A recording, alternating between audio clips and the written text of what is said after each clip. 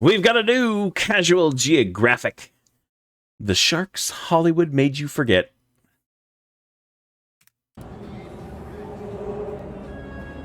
What are we looking at? To be fair, I'd pump fake the higher power and anticipate being devoured if I ever saw that in the water with me, let alone What the on hell? an island. At least if I didn't know what it was. So here's some thresher shark propaganda. Oh, dude, I actually like thresher sharks. I actually think they're pretty freaking cool.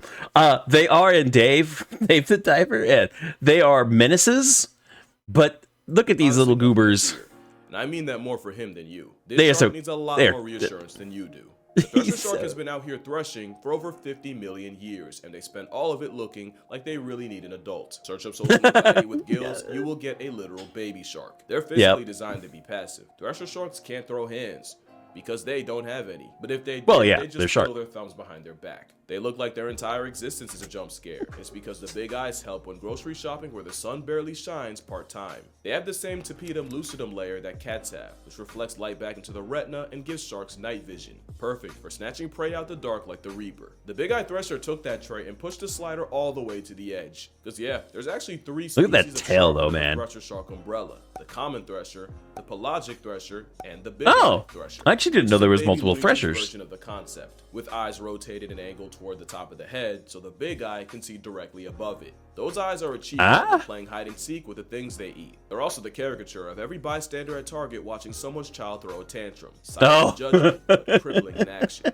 And even though the eyes are involved with hunting, the tsundere shark is still I do like the thresher though. I think it's kind of cool. Threshers are as shy as their headshot would suggest, and there's no verified record of one attacking a human. With how timid they are much more afraid of you and will go out of their way not to be perceived, and will even exhibit vertical migrations where they spend the day posted down in the Wilhelm scream, only to come up to the surface at night to feed. Hence the enemy eyes, especially for a big eye thresher, which is by far the most suited for life in an everyday bird box challenge. They even have a built-in heat system where the big eye has a what happened to the freaking fin? Rete mirabile, I hope I pronounced that right, which circulates heat to the brain and eyes, and this system allows the thresher to thresh in water colder than a Yeti in a brass bra without having the metabolism of molasses like the Greenland shark.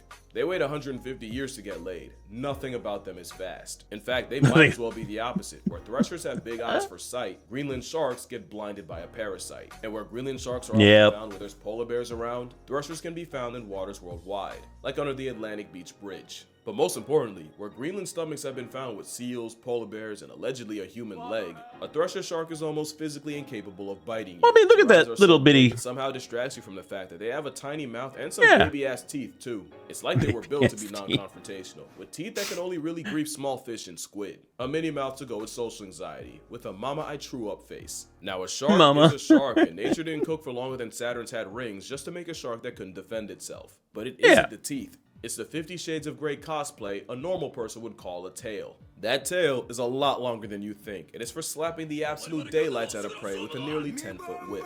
That tail hits harder than the job market for a comp sci major, and one hit can incapacitate multiple fish.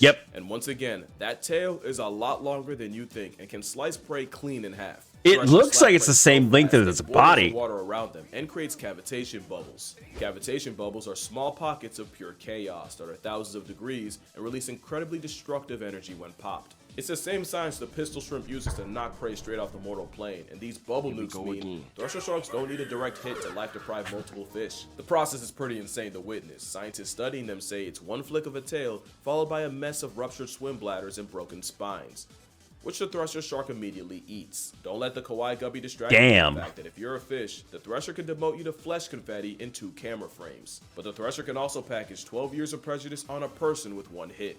There are legends of fishermen messing with a thresher until it swung its tail and took one of their heads off. Now, do I believe the grown man genuinely got his shit smooth off? Not really, but the same power slap Pokemon that's eternal night-quilled at fish and even some birds, like yeah, they will bird strike Tweety right out of the air. Could easily knock your teeth out and probably break your neck.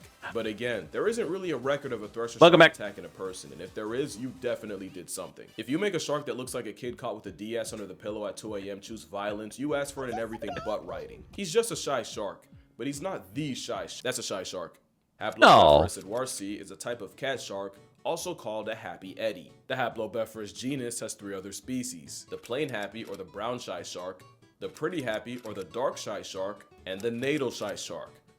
or Happy Chappy. And the Happy Eddie's Happy most common Chappy? name is the Puff Adder shy shark, named Puff Adder due to sharing the venomous serpent's skin pattern. But it's also been called the donut because their personalities are polar opposite. When the Puff Adder shy shark gets scared, it'll curl itself into a ring and cover its eyes with its tail. Aww. It protects its vital organs and makes the shark harder to swallow. It also makes them virtually invisible off the fact that if they can't see you, surely you can't. Aww, look at the Or they'll just little... play dead and pray that whatever triggered it loses interest. To be fair, it's not for no reason. Happy Eddie is a crazy name for a shark that gets bullied by everything.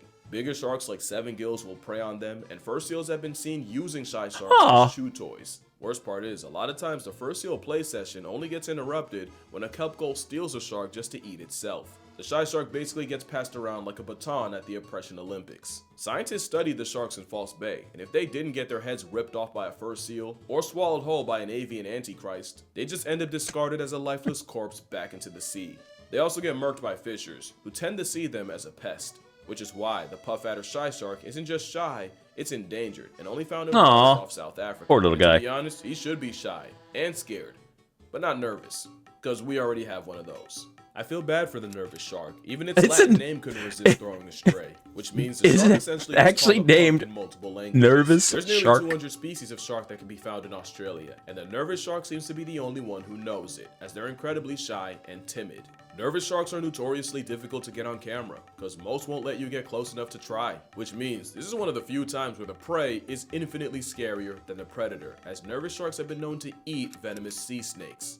That same shark requires the mannequin challenge just to be perceived, because any small movement or even the click from a camera sends them swimming off into the abyss. It's actually not uncommon to see them in a group, or a shiver as it's called, but let one lay an eye on you and the whole show will go ocean incognito. And with all they do to social distance from us, it makes sense that almost every picture of them taken was against their will. So imagine what it's like to be a blue shark.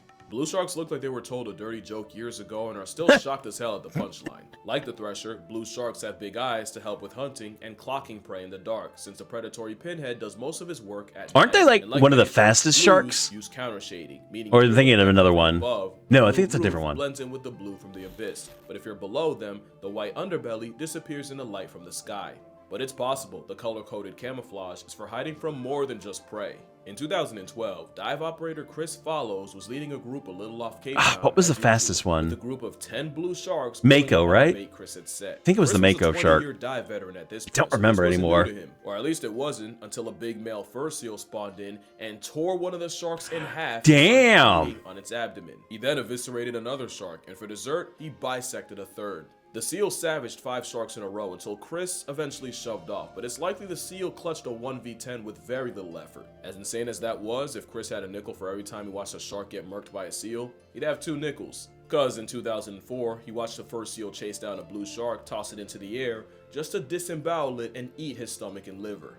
So forgive a predatory Poindexter if he looks like he's constantly afraid of getting his lunch money taken. Damn. It's actually one of the reasons blue sharks aren't super common in aquariums. They're not super hard to feed and house, but they often get bullied by It was a Mako. gray reef sand I couldn't remember. sand tiger sharks. And by bullied, I mean the blue sharks got eaten alive in front of a live viewing audience as soon as it got introduced to another species. That, and they have the habit of brushing against tank walls until they rub their skin raw and die of an infection. Ow! I would have thought that a shark that can travel thousands of miles in a year essentially self-destructs in a fishbowl.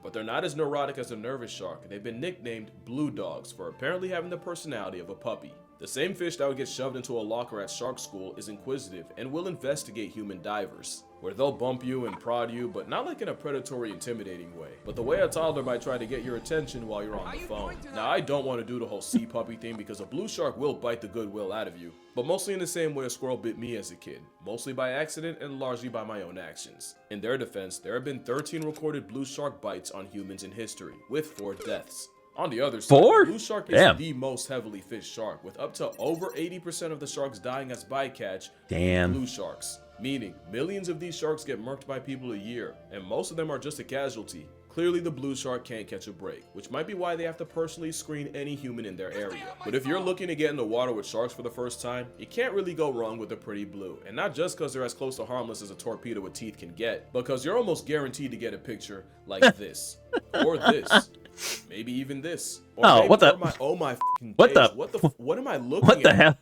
Who in the fuck? Oh, that's George. The Port Jackson shark is George. named after What? Port Jackson to Sydney Harbor, and that was named after Sir George Jackson. The Port Jackson shark is a harmless cinnamon roll of a predator, unless you're looking at it from the front, or if you step on them, because their dorsal spines are believed to be venomous. Of course.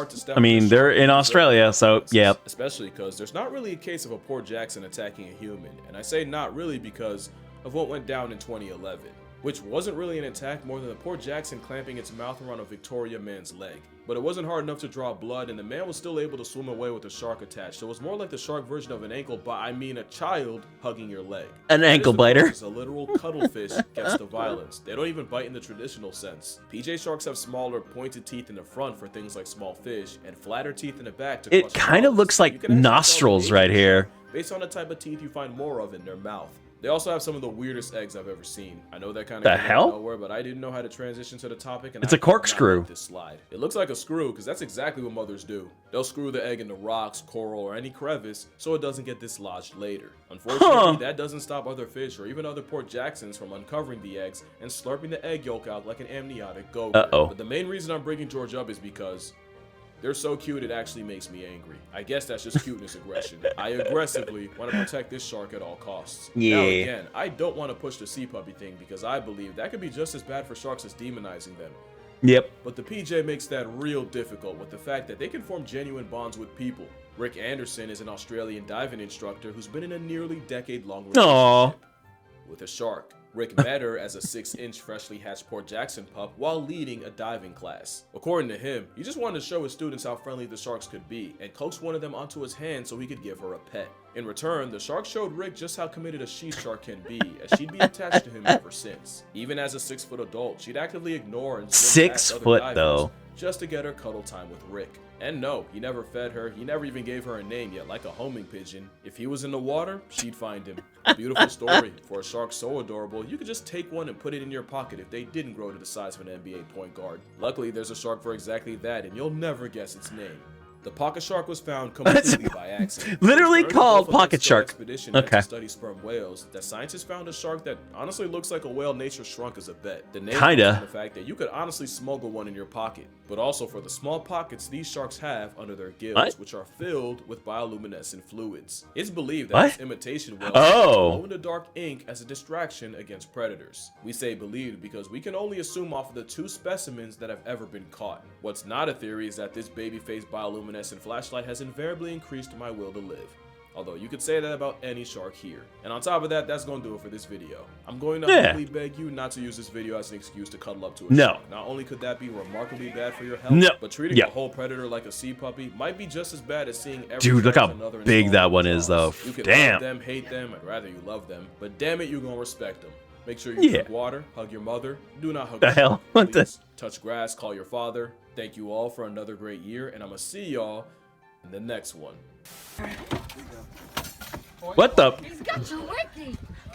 Wait. This is why you don't cuddle them. Did he? Think we're gonna have to kill him, Irv? Yeah. Yes.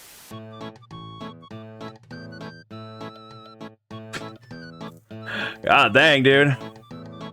Yeah, no, don't hug the freaking sea puppy. No, that'd be bad. That would be bad. But you freaking pause. Thank you.